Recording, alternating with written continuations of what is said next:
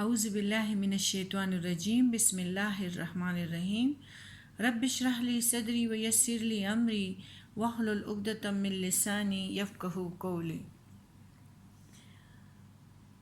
آج ہم اس پہ بات کریں گے کہ ایمان بالغیب جو ہے نا وہ 6 اجزاء پہ ہے اور اس پر ایمان لانا بھی ضروری ہے، جن میں 4 تو یہاں ہے، یعنی اللہ پر ایمان، فرشتوں پر ایمان، کتابوں پر ایمان اور رسولوں پر ایمان، اور پھر ہے آخرت پر ایمان اور اس بات پر ایمان کہ ہر طرح کی بھلائی اور برائی اللہ ہی کی طرف سے ہوتی ہے، اور یہ سب اشیاء ایسی ہیں جن کا ادراک حواس خمسہ سے ناممکن ہے۔ یعنی اگر ساری دنیا مل کر تمہیں فائدہ دینا چاہے، جب اللہ کو منظور نہ ہو تو وہ کسی کو فائدہ نہیں پہنچا سکتے۔ اگر ساری دنیا کی مخلوق مل کے تمہیں نقصان پہنچانا چاہے، اگر اللہ کا اذن نہ ہو تو تمہیں کوئی نقصان نہیں پہنچا سکتا۔ انسان کو تو اس فکر کے لیے بھیجا گیا ہے کہ اللہ کی مدد کرو، جھوٹ چھوڑو، غیبت کو چھوڑ دو اور فاسقینوں میں سے مت ہونا، منافقت مت کرنا، فرعونیت نہ کرنا۔ اگر دودھ والا دودھ سے ملاوٹ کو چھوڑ دے تو وہ اس نے فرعونیت کو چھوڑ دیا۔ اسی طرح ہر رشتہ اپنے رشتے پہ رہے اور وہ یہ پیچھے سے باتیں اور پیچھے سے کسی کی عزت کو خراب کرنا چھوڑ دے تو اس نے فرعونیت سے توبہ کیا۔ ہر بندہ آج کل اپنے اپنے جگہ پہ اگر فرعون بنا ہوا ہے اور توبہ نہیں کرتا تو پھر یہ جو حالات ہیں، ہم نے کرونا سے نہیں لڑنا، ہم نے گناہوں سے لڑنا ہے، برائیوں سے لڑنا ہے۔ کرونا سے کوئی لڑے گا، یہ تو وبا ہے، اللہ تعالیٰ کی طرف سے عذاب ہے۔ ہم اس چیز سے لڑیں گے، اپنے زبانوں کو، دل میں خیالات آئیں گے، زبان کو لگام دیں گے تو یہی ہماری جیت ہے۔ ہم نے برائیوں سے لڑنا ہے، کرونے سے کیا لڑنا ہے؟ ہمارا ایمان ہونا چاہیے کہ ہم ایک دن ابھی تو اللہ جو ہے ہماری کتابیں لکھ رہے ہیں، نزاع کے وقت سب کچھ نشر کیا جائے گا۔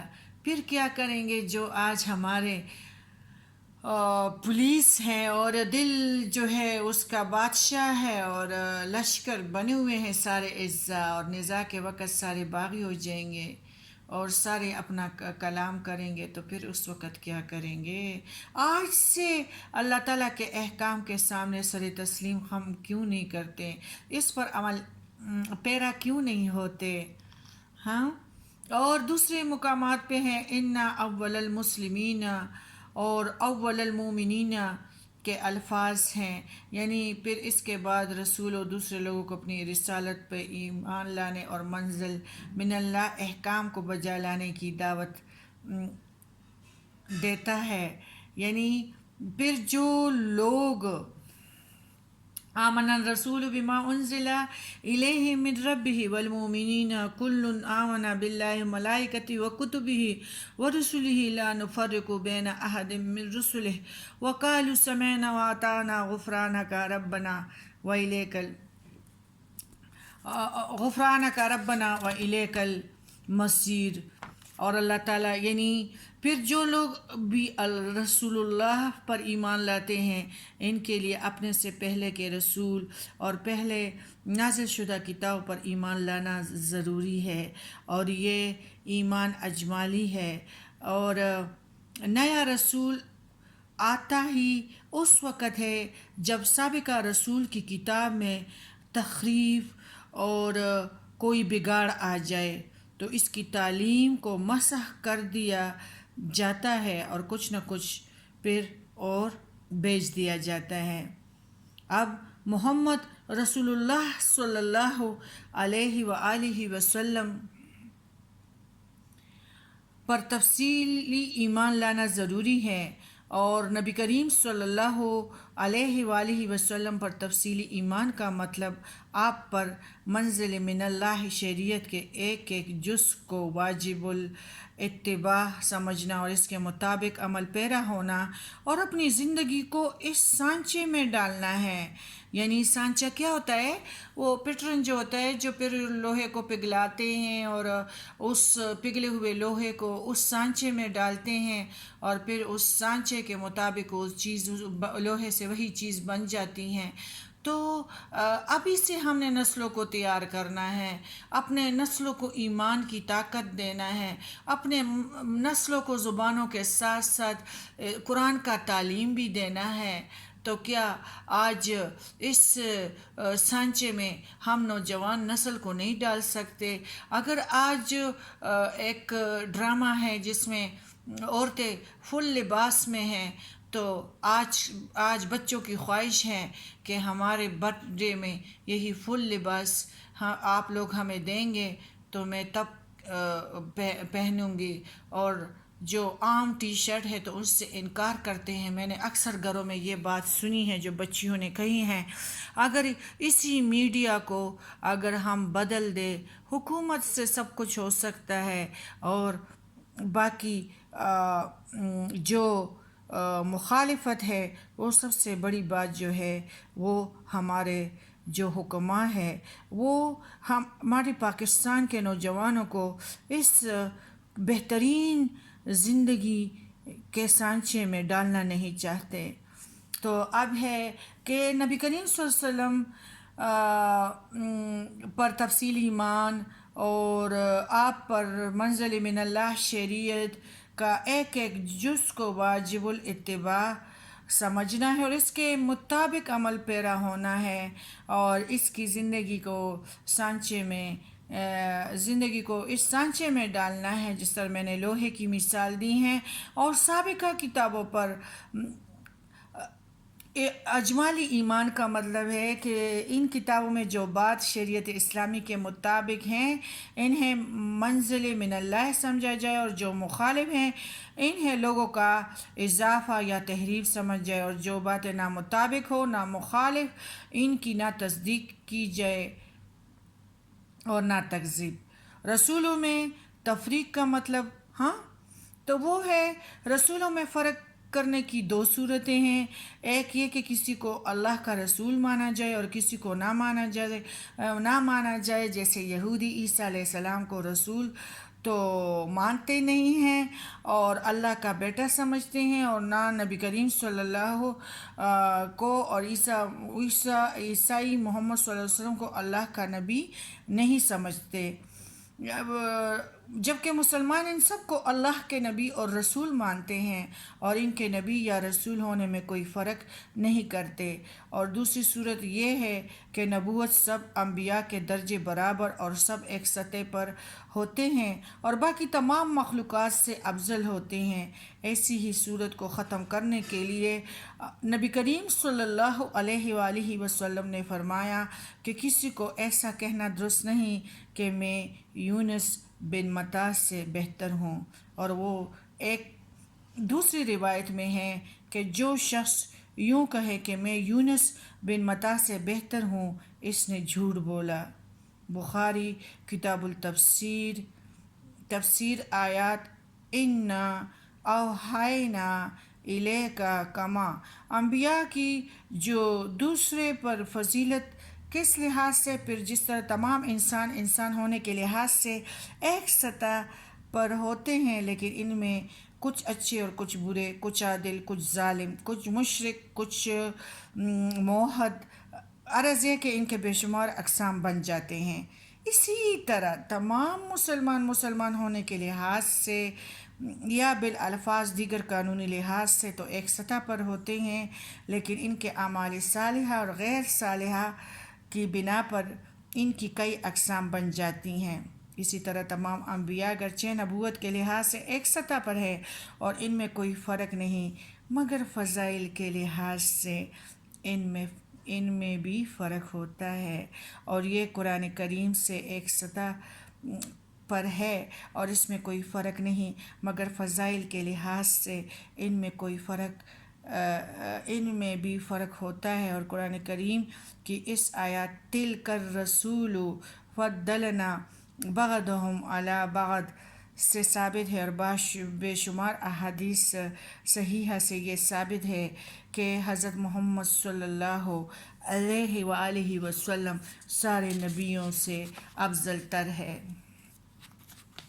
پھر ہمارا ہے لا یکلف اللہ نفسا الا وسعها لها ما کسبت وعلیہا ما اکتسبت ربنا لا تؤاخذنا ان نسینا او اخطأنا ربنا ولا تحمل علینا اصرا كما حملته على الذین من قبلنا ربنا ولا تحملنا ما لا طاقة لنا به واعف عنا واغفر لنا وارحمنا انت مولانا فانصرنا على القوم الکافرین۔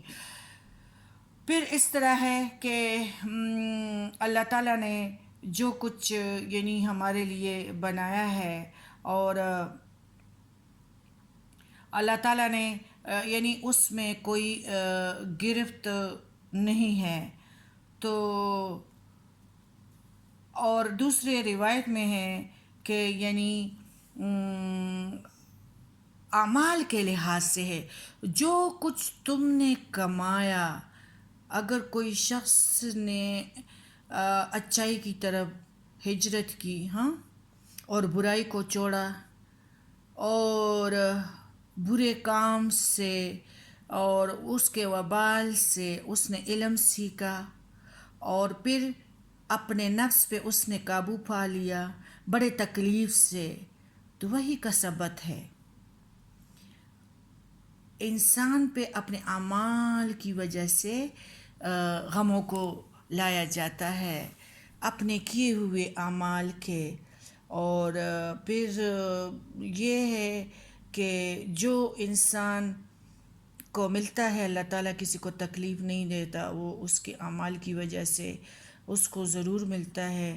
اور جو انسان عمل کرتا ہے، باقی بات یہ ہے کہ جب ہم پاک باز معاشرے کو پیدا کریں گے تو جو ہمارے 40 سال پہلے لوگ کہتے ہیں کہ لوگ بڑے خوش باش تھے، یہ اچانک موتیں نہیں تھی، تو یہ کیا ہے؟ یہ ہمارے آخرت پہ یقین ختم ہو گیا ہے۔ تکلیف ہمیں پہنچتے ہیں، کیوں پہنچتے ہیں؟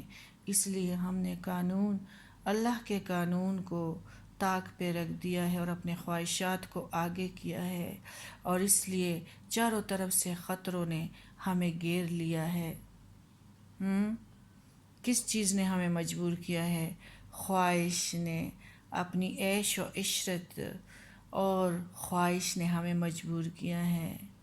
اگر اس کو چھوڑیں گے اور اس کے پابندیوں کا توق اپنے گلے سے نکالیں گے تو انشاءاللہ خوف خدا ہی ہمارے دلوں کے اندر آ جائے گا۔ اور پھر یہ کیسے ہو سکتا ہے کہ اللہ تعالیٰ نیک ہو اور بدعملوں کی زندگی کو ایک بنا دے یا آخرت کو ایک بنا دے؟ انسان کی ظاہری اور باطنی جب وہ صرف اللہ کے لیے ہو جائے اور پھر وہ یقین رکھتا ہے کہ اللہ تعالیٰ بند دروازوں پر بھی پہرا چوکیوں میں اور رات کی تاریکیوں میں ہمیں دیکھ رہا ہے، اور کوئی لکھنے والے پہرے بھی ہم پہ مکمل کڑے ہیں، تو وہ کیسے برائیاں کر سکتا ہے؟ کیسے کسی کی غیبت کر سکتا ہے؟ کیسے کسی کی دل اور جان اور عزت کے برخلاف وہ باتیں کر سکتا ہے؟ آج ہمارے معاشرے میں جو ہے دلوں کو توڑوانا اور کسی کی عزت کو خاک میں ملانا تو ایک عام کام بن گیا ہے۔ ہم کرونے سے لڑیں گے، کرونے سے مت لڑو، اپنے خواہشوں سے لڑو، اس کو مجبور کرو۔ جب ہم اللہ کے سامنے کھڑے ہوں گے تو پھر کیا جواب دیں گے جب نزاع کی گھڑیاں شروع ہوگی اور یہی جو ہمارے لشکر ہیں پھر ہم سے باغی ہو جائیں گے، تکلیف پہ تکلیف شروع ہوگا، روح نکالا جائے گا ایک ایک بال سے، پھر کوئی بھی باقی نہیں رہے گا، ایک اللہ ہی کا قانون ہوگا۔ اخلاق کے لیے یہی کافی ہے۔ الا وسعها لها ما کسبت وعلیہا ما اکتسبت۔ اور اللہ کسی شخص کو اس کی طاقت سے زیادہ نہیں دیتا، اور اگر کوئی شخص اچھا کام کرے گا تو اسے اچھا اجر ملے گا، اور اگر کوئی برا کرے گا تو اس کا وبال اسی پر پڑے گا۔ ایمان والو اللہ سے یوں دعا کرو، اے ہمارے رب اگر ہم سے بھول چک، دیکھو بھول چک کے لیے اللہ تعالیٰ نے توبے کو بھیجا ہے، توبے کا دروازہ کھلا ہے، اور ایک اندھیرے میں ایک روشن ستارہ ہے، اور پہلوں کی طرح مشکل بھی نہیں ہے۔ پہلے جو پیغمبر، جو پہلوں کی جو دنیا تھی، پہلوں کے جو سنت تھے وہ اتنے مشکل تھے، صرف ہمارے پیارے نبی کریم صلی اللہ علیہ وآلہ وسلم کی امت کی وجہ سے وہ سخت معاملے بھی ختم ہو گئے۔